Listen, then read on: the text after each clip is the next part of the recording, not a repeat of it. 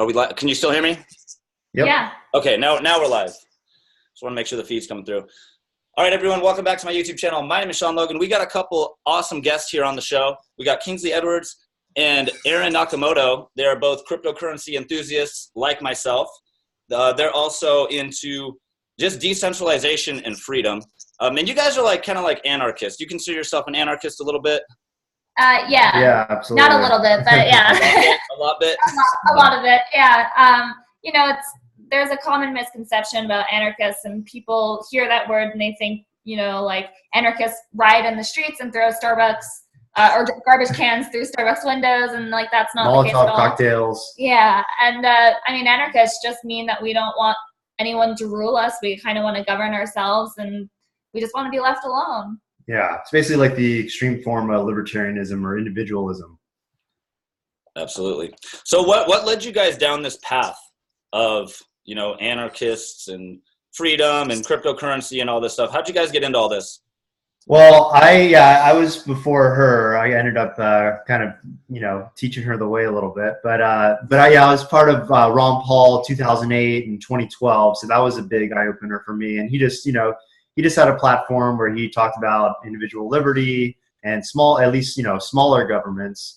And from there, it just kind of progressed. And then we started going to Anarchapulco, 3 or 4 years ago. And now, I started the Las Vegas Bitcoin meetup in 2014. That's where we met. You want to tell that story again? we tell the story quite a bit, but it's a good one. Yeah, so I was working downtown at the D Las Vegas, and my boss at the time, the owner of the hotel and casino, had sent out the memo and said, hey, we're going to start accepting Bitcoin. Make some free time today. We'll be around. We're going to set you up with a wallet. Blah, blah, blah, blah, blah. So as soon as he sent that out and the announcement went out, there was a press release. I got a call from a guy who wanted to throw a Las Vegas Bitcoin meetup. And so we planned the very first one in the D right after they announced that they were the first hotel and casino to accept Bitcoin. And we had the news, we had a Bitcoin bar, we had a hot dog stand where you could buy Bitcoin. I don't know. Well, you buy hot dogs with Bitcoin, yeah. And yeah, so it was 2014, so it was pretty fun. Mm-hmm. But after that, that's when I really fell down the rabbit hole into the whole like freedom, libertarian, just movement. And honestly, he had shown me a video of Ron Paul in, the 2012 election, where they the mainstream media completely just like, what's the word I'm looking for? Oh, yeah, actually, that's where I learned a lot actually about censorship too, is where they totally censored him and wiped him off the map. Yeah. I remember that. I remember seeing all the rallies where he would like fill up stadiums full of people. And they wouldn't give him any coverage, but it was on the internet, like on YouTube, it was getting uploaded, but none of the mainstream media would give him any coverage. Yeah. Or when he would place like second in a debate or like in a poll or first, and they would just totally ignore it and be like, oh, well, Mitt Romney came in first and this person came in third and this person came in fourth. It's like, hello, you skipped second. Like, totally just ignored Ron Paul. Or they would say that their own polls weren't credible because Ron Paul placed first. Like you're gonna say that your own polls that you created aren't credible because someone that you didn't want to win won. So it was blatant. Like I don't even know if censorship is the word, but they just like totally wiped him off the map. Did not give him any press at all. It was a totally unfair fight because if they did give him the press, he would have won. Yeah, we did. We ended up, he was like a front runner, especially in 2012. 2008, he was a little bit far behind, but 2012 we had quite a few people that were supporting him. Yep. So yeah, that's that was kind of our intro to liberty and the idea of kind of anarchism. Yeah. And like good ideas don't require force. That's right. So that just makes sense. So I know everything was a lot different back in 2008, 2009.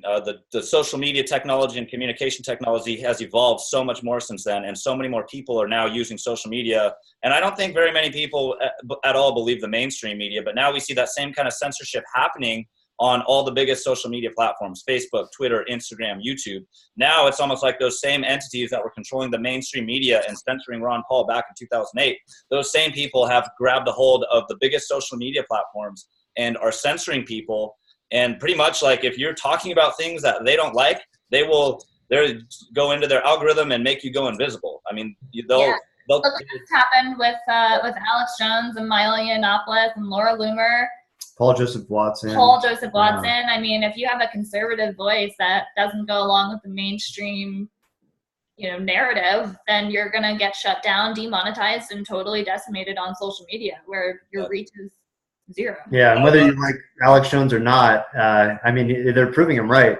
Yeah. It's like, why else would they be shutting these people up if they weren't saying something, that was right, or saying something that was going to disrupt their control system? So let's talk a little bit more about the technology behind Bitcoin and how it doesn't just apply to sending and receiving payments. The use case for this stuff goes so far beyond that. Could you elaborate a little bit about the technology and how it actually applies to social media and how it applies to almost everything? Yeah, I mean, we're just seeing the decentralization of everything, of money, of just technology in general. So there's apps out there where you can't be censored, quite just like how Bitcoin is uncensorable for the most part. It's just becoming more and more where it's just decentralized, where there's more people. There's not like a centralized authority that can shut you down, which is the big thing. There's still ways to kind of game the system and kind of do a little bit of censorship. But it's very hard, and it's almost impossible. So it's really exciting to kind of be living now and kind of experiencing this. It's like definitely the crypto revolution is happening. We're in the midst of it. Yeah.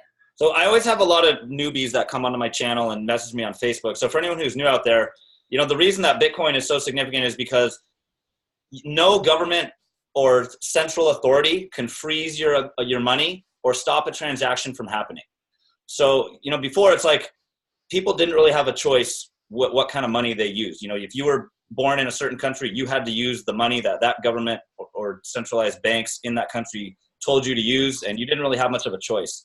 But now we have a choice with Bitcoin and all the other cryptocurrencies that are coming out there as well. Yeah.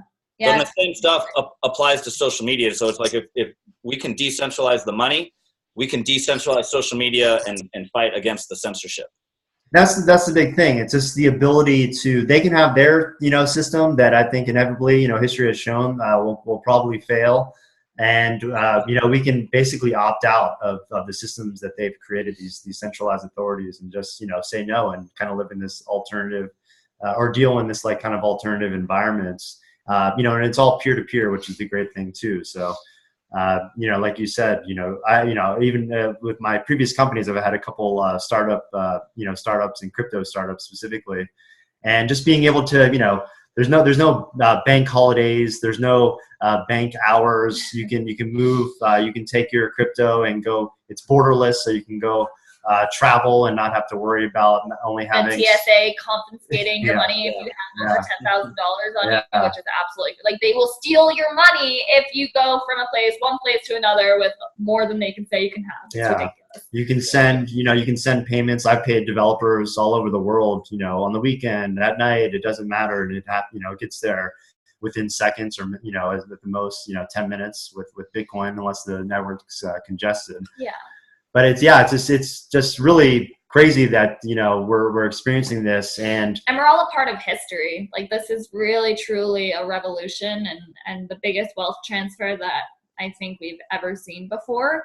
So it's exciting that we're a part of it, we're in it, and we're building it. Like something my friend he put a talk on at Anarchapulco, and he was basically talking about how to build your freedom. And I mean, this is it. Like, you just do it. You find solutions to problems and you put them on blockchain and you build out your freedom. Pretty much. For anyone who's still new on here, blockchain is kind of the underlying technology that's backing cryptocurrency. So a blockchain is like a public immutable record of transactions for Bitcoin, but blockchain goes beyond that because you can put anything on a blockchain. Voting could be done on a blockchain. You could put your car maintenance history on a blockchain. You could put real estate records on a blockchain. You could put marriage contracts on a blockchain. The use case for this stuff goes so far beyond just sending and receiving payments for goods and services. So it's really it's revolutionizing almost every aspect of life is blockchain technology. Yeah. Yep. Yeah. Businesses can be on blockchain, or, any type of organization. There's different types of payment structures. There's with smart contracts that you can do on blockchain. So yeah, like with smart contracts, for example, like, and one of my buddies was sharing this with me, but for example, like, let's say you were doing your car payments on a smart contract. That smart contract could be like linked up to your vehicle. And then if that person didn't make their payments, like, the car won't start. So there's all kinds of crazy stuff that this blockchain and smart contracts is going to be using for. I know, I'm excited for the day where I no longer have to deal with the DMV. Yep, that too. So now we were talking a little bit earlier about how social media is being censored. And you guys are actually part of a project, a social media project, a decentralized social media project. Is that correct? Yeah, we're a little bit more centralized, even that I would like at first just to make the user onboarding as easy as possible and the user experience.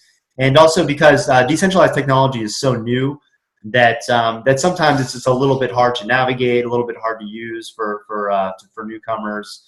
So, but what we're doing is like I said, we have a centralized approach at first, but then we're going forward after kind of our initial launch and push.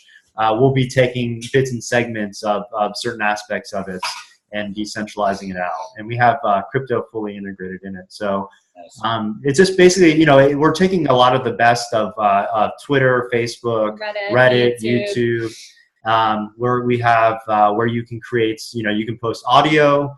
So you can kind of create, podcasts on the go.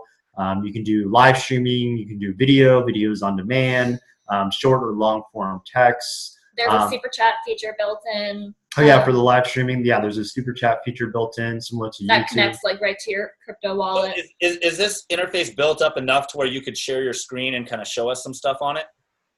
Not well. Yeah, we don't have it set up yet. We have most of the back end built, but we're just we're hooking up the front end right now and designing a little bit of it out. Okay. But yeah, I mean, yeah, we just have the page right here. Let's see, that work? So this is the site, float.app.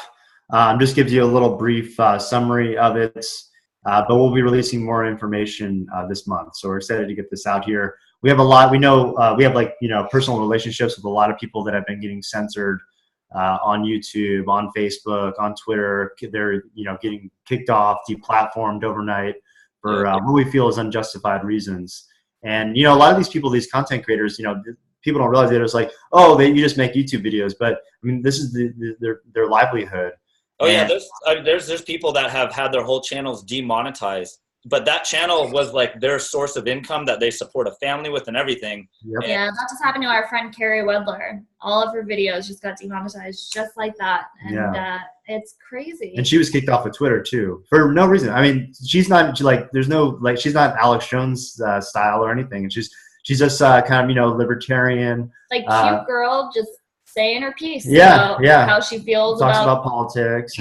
These governments and these bankers and people that are trying to control everything, they actually hire people to go on social media and find these people that are talking about this, and then they'll be like, oh, look, we found this person, and they're putting information out there that doesn't suit your agenda, so boom, censored. I mean, you got censored, didn't you? Didn't we talk about that? There was a shooting that happened in Las Vegas a little over a year ago, the Route 91 shooting. While it was happening, it was the biggest story on every social media platform, on every news channel.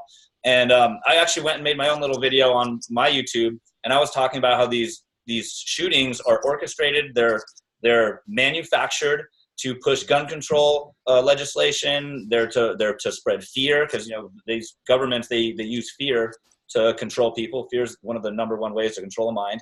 And I was talking about all this stuff. I was linking it to MK Ultra Mind Control, which is a government mind control project that was started decades and decades ago. That I think that's proven true. And my video, within less than 24 hours of posting it, because I know how to optimize my videos and put in the right keywords for searchability, it had 85,000 views in less than 24 hours, and it probably would have gotten millions. But because it showed up on their algorithm and it wasn't agreeing with their agenda, they gave me a strike on my YouTube channel, sent me an email basically saying, we're giving you a strike on your YouTube channel just because I was violating their terms and conditions. Right. And, they took my video down. Yeah. They took my video down for 3 weeks. And then after all the hype and within the media was done, after the 3 weeks, then they put my video back up. Yeah. And now, it's just getting so bad. I mean, if you look at any current events, anything in the news on YouTube now, all their suggested feed is CNN, MSNBC, Fox News. You go down, you have to go like the page, like the bottom of page 2 or page 3 to see an independent journalists or anybody, individuals just reporting on things. And typically like CNN will have like 1.3 thousand views, or 2,000 views. And then these independent journalists like Tim Pool or others, yourself, getting, tens of thousands, hundreds of thousands of views. And it's just, they're totally just being suppressed. Yeah, they're suppressing any message really, besides what the mainstream narrative is. So you got the Float app. That's your guys' decentralized platform. I mean, there's a lot of other ones too that are out there. It's just they're not really as prominent as Facebook, Twitter, Instagram, Reddit, etc. It's almost like these big social media platforms that everyone's using. This is like turning into the new mainstream. Yeah. Right. Now it's controlled. The thing that we've noticed is, yes, we do have a lot of competitors in the space. There's a bunch of decentralized platforms popping up every single day because people recognize it's a problem that needs to be solved. But all of these platforms, they're just missing something, I don't know what it is, but it's a hit or miss, and they're missing something. Yeah, I tried to move over from the normal platforms to decentralized ones last year, and I just noticed, like the usability wasn't even for someone who's like familiar with a lot of decentralized platforms. It just it wasn't very easy to use, wasn't easy to navigate. There's a learning curve that a lot of it's an evolving technology, and it's a new technology, so there's still going to be a lot of little kinks and bugs that need to be worked out. But I think eventually what will happen is, as the younger generations come up and the older generations stay on Facebook and this stuff, eventually it's not going to be cool anymore. The younger generation always comes up with their own thing, and that's just how it's been. As social media has developed. I mean, I've been using social media for like 15 years now or something, but it's always like the younger generations don't want to do what their parents are doing, so they're going to go to a different social media platform where their parents can't see what they're doing, and it's probably going to be a decentralized platform. Yeah, well, because Facebook has lost 15 million users since 2017, and Facebook is kind of seen as like the mom or grandma platform now. And then Twitter is kind of more seen as like the leftist kind of platform. A lot of like leftist journalists, especially, and they're just kicking people off and shadow banning people all the time on Twitter for no reason. YouTube, it's same things happening on YouTube now. So we see even like PewDiePie. Yeah. Move to DLive. The live stream, decentralized live streaming app with their own cryptocurrency integrated, where they can do cross-border payments or global payments. Yeah. And for those of you who don't know, PewDiePie had the biggest following on YouTube. He's considered the king of YouTube. The most subscribers, the most views. Yeah. So that's a big market signal, and I think there's going to be a huge shift that's happening over the next couple of years. And even like Instagram now is more of the younger generation, because Instagram is what all the younger kids were using that didn't like Facebook, but Facebook went and bought Instagram for $1 billion. So now they got that. So we really need some more decentralized platforms to come out to really just take over the younger generation. Yeah. And let people have freedom of speech. Yeah. Well, don't you worry, kid, because we're on it. It's just so weird. Like, why freedom of speech is now controversial? It's just so strange, It's I can't believe that we're at this day and age where that's like the First Amendment is like seen like you're protecting free speech. Something also neat about our platform is we're actually going to be making it extremely easy to onboard users to cryptocurrency. So if you're not familiar with how crypto works, we're planning on making it extremely easy and accessible. So I feel like that's something that is really lacking on all of these platforms too, is these people just expect these people to come on and know how to use a digital token or, like a digital currency. And there's a learning curve there. You have to be able to educate the masses about that. So there's a little bit of a technology barrier. that's stopping it from really going crazy with mass adoption. But we see this barrier, it's going away as more of these, even like these point of sale systems are coming out for accepting cryptocurrency at mom and pop stores or at big box retailers. Now we have point of sale systems where someone can go and scan a QR code and then boom, decentralized transaction, prints out a receipt right there on the spot. And we see that happening in Venezuela. Venezuela's, everyone's using Dashcoin with the point of sale system. There's more and more coming out. So, pay attention to this stuff. For anyone who's new on here, if you're learning this now, you're going to be way ahead of the masses. And because a lot of these cryptocurrencies and this stuff we're talking about, they have limited supplies. They can't be inflated like the USD. They're encrypted with like military grade encryptions. So it's created a deflationary effect. And that's why today Bitcoin's trading for around 5,700 to 5,800 per coin. And a decade ago, it was trading for 10 cents. Yeah. So, I just watched a video. I've seen it before, but it was Obama talking to a panel. I think it was at South by Southwest. And he just sat there and he was like, a Bitcoin wallet is essentially a bunch of people having a Swiss bank account in their back pocket. He goes, it's impenetrable. He said, do you really want something that's super impenetrable where people can't do tax enforcement and, where people can't get in? And you just sit there and you look at it and you're like, yeah. And wow, why can't the average person have a Swiss bank account? Right. Like you have to be now anyone can just download a Bitcoin wallet. That's the beauty of crypto. And yeah, if you have a Bitcoin wallet, you own a set of private keys, and those private keys is the only way to access it, and you can store it offline. So essentially, you are acting as your own bank. Yeah. When you download a Bitcoin wallet. Yeah, it's awesome. All right, so let's talk a little bit about this Anarchapulco thing. So you guys have been attending these events, and you're actually helping organize one here in Vegas. Give us the rundown about Anarchapulco. So Anarchapulco is an event that we attend every year in Acapulco, Mexico. And it's been getting larger and larger and larger over the past 5 years. I think the very first one was about 100 people. And last year, I think, or this past February, got up to about 3,000 people. So the movement's growing. So something that we had noticed is Acapulco is a little bit difficult to get to. It's pretty expensive. The hotel and the flight, and it adds up. And a lot of people can't make it because either the flight path is too difficult or it's just a little bit too expensive for them. So what we wanted to offer was a solution to that problem. And some people think that it's dangerous. And also, yes. It can be, but just like any city, you just have to kind of know what to do and what not to do. Right. So, we wanted to offer a solution. So that's why we wanted, we are throwing Anarcho Vegas. It's Kingsley, myself, my friend Yakov Markel, and World Alternative Media, Josh Sigurdsson. And so we just wanted to kind of throw a conference to have people come to one of the most accessible, most affordable cities in the entire country.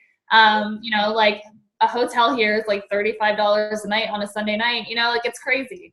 So, July was a really good month to do it because Freedom Fest is in town, which brings in thousands of conservative and liberty-minded people.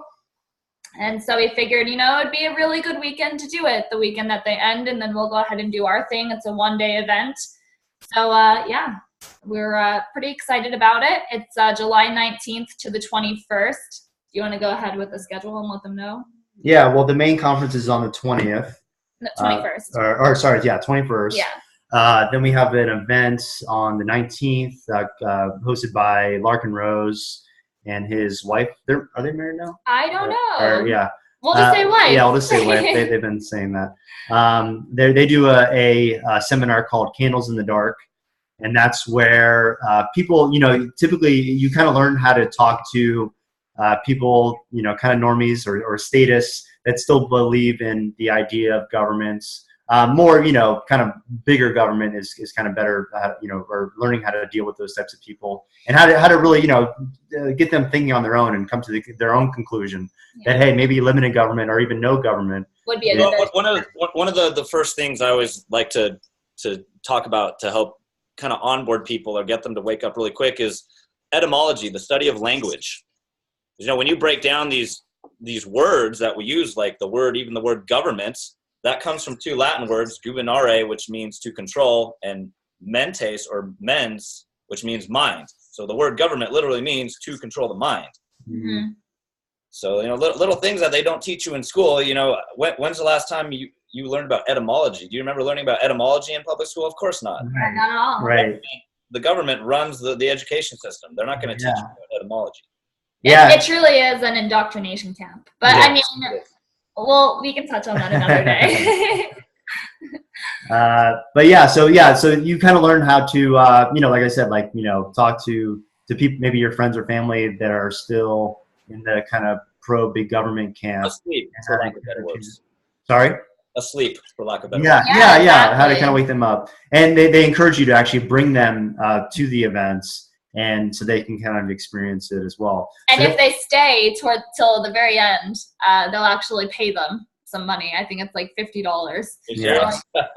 Yeah, so like, oh, if you stay because it's a 2-day event, so they're like, if you stay the whole time and you talk to, you know, Larkin and Amanda in the front of the room and at the very end, and you make it to the very end, if you stay, through their we'll process. go ahead and we'll give you $50. if you don't, is it $50 regardless, or if you don't? No, it's $50 if you stay. Okay. Yeah. Yeah. If you don't, then you don't get the money. So it's a little incentive Yeah. too. So then on so that's the 19th, 20th, and then the 20th at night, we're having a penthouse party where we'll have Lynn Ulbrich there, who is Ross Ulbrich's mother. And From the Silk Road. I don't know if you're familiar with that story. yeah. Yeah, I know what Silk Road is. It was basically an online shopping platform where people could pay in cryptocurrency anonymously. Mm-hmm. And because people started using it for things that the government considered illegal, they shut it down, threw the guy who created it in jail, and he's still in jail. Yeah. So Ross never, sold drugs. All he did was just create the website, and they gave him double life sentence. So It's pretty sad. So what we're doing is we're throwing a party on the night of the 20th, like Kingsley said, and proceeds are going to the Free Ross campaign. And so we're pretty close with his mom, Lynn, and she's a really sweet woman. So anything we can do to help. So that's actually included in the ticket price. However, if you are a Freedom Fest attendee or just someone who doesn't want to actually attend Anarcho Vegas, but you want to still support the Free Ross campaign, we're also selling tickets online specifically for the Free Ross party, and that's $30, and $20 of that goes to cover our costs, and $10 is going towards the Free Ross campaign. So Good stuff. All right, that was about all the questions I had for you guys. We'll leave links to all that stuff in the description of this video. Anarcho Vegas, there's a link. The Float app, there's a link. We'll leave a link to your guys' Facebooks where people can get in touch and get more info on that stuff. Sorry, go ahead. Oh, I was just going to say thank you so much for coming on and chatting with me. And is there anything else you'd like to say? Can we just cover the speakers real quick of Anarcho Vegas? Oh, yeah, absolutely. Here, I'll just share the screen again. Let's see. Okay. Can you see that? Yeah, we can see it. So yeah, here's the site, anarchovegas.com. You can buy your tickets directly from the site. Here's a list of the events going on. And we have some pretty cool speakers. So G. Edward Griffin, best-selling author, most notably The Creature from Jekyll Island, which covers money, Federal Reserve. And how the Federal Reserve started. Yeah. Larkin Rose, who we touched on. Benny Wills will be our MC. He's a great wordsmith, and he has his own YouTube channel that I believe has had some issues too with censorship as well, called Joey Camp. Then we have David Rodriguez. He's great when it comes to, he talks about peaceful parenting, homeschooling, things like that. Carrie Weather, she's been kicked off of Twitter. Her YouTube's been demonetized. Josh, who's our partner in this, he's also been demonetized on YouTube for Fisher Independent Media. So we have, Luca Rodalski of We Are Change. So we have a pretty great a lineup, and we have more people that we're even waiting to announce. This week. This week that will be really exciting. So, yeah, good stuff. All right, awesome. So if you want to go ahead and buy tickets, you can go to Anarcho Vegas, ANARCHO. If vegas.com. And if you have any questions, you can always email me at aaron@anarchovegas.com. All right, But sounds good. Sean, thank you so much Yeah, for thanks for having me. having us on. I really appreciate it. Likewise. All right, I'll be in touch. Bye, everyone. Have a wonderful day. Bye. Bye.